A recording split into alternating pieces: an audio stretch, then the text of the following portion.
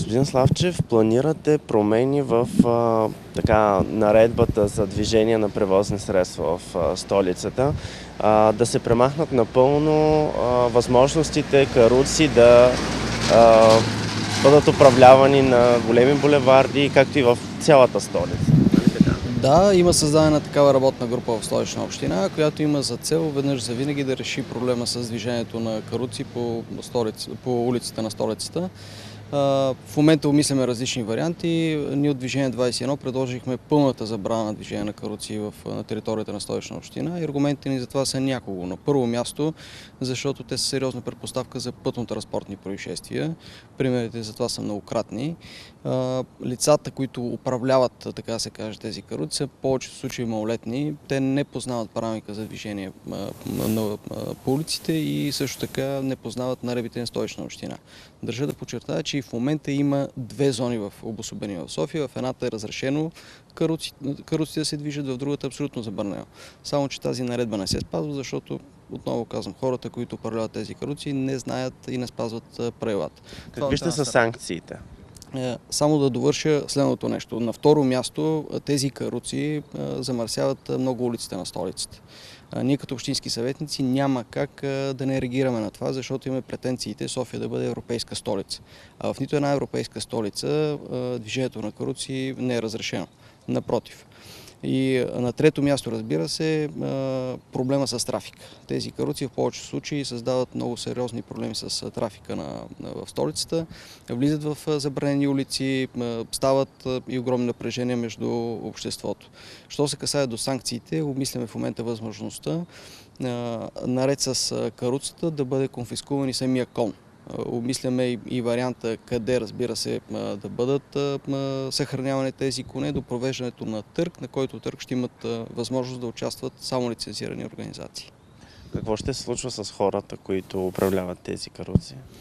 Отново казвам, те са в повечето случаи самолетни лица и в момента има разминаване между закона за движението по пътищата и наредбата на Столична община. Нашата работна група в това число ще инициира и законодателни промени, които през народните представители да се осъществят.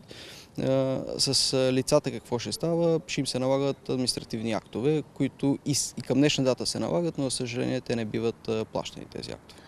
Има ли консенсус сред групите в Общинския съвет по тази тема?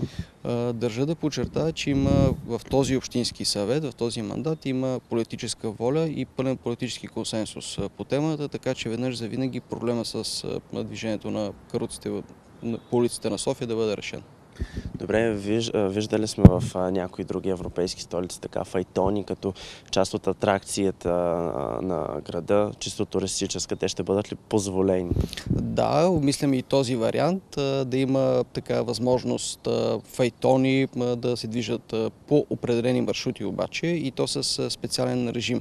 В закона е записано, че всички тези файтони трябва да минат технически прегледи, съответно коня да бъде обезопасен, безпреситен, така че това също ще го заложим в наредбата и смятаме да оставим тази част отворена, но още веднъж подчертавам, това ще бъде с специален регистрационен режим, да не се получи така, че всяка втора или всяка първа каруца да се именува файтон и отново да тръгне проблема. В момента можете ли да ни кажете какви са най-честите инциденти с такива превозни средства? Най-честите инциденти са неспазване на излизане на път без предимство, на път с предимство и стават много сериозни пътно-транспортни происшествия. Имаше в последните дни дори, макар и извън територията на Столична община, инцидент с млад мъж, който каруцата се чупи, той пада под колелата, влачи го 30 метра и той за съжаление загива. И от тази гледна точка по същия начин разсъждаваме ние за лицата, които управляват тези каруци. Какво ще се случва с конете, след като бъдат конфискувани?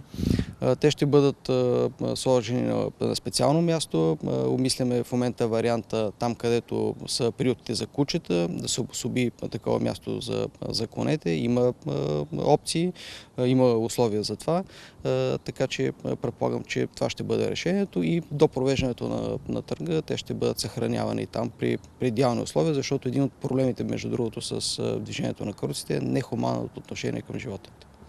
И последен въпрос. Къде най-близо до София ще могат да се карат каруци?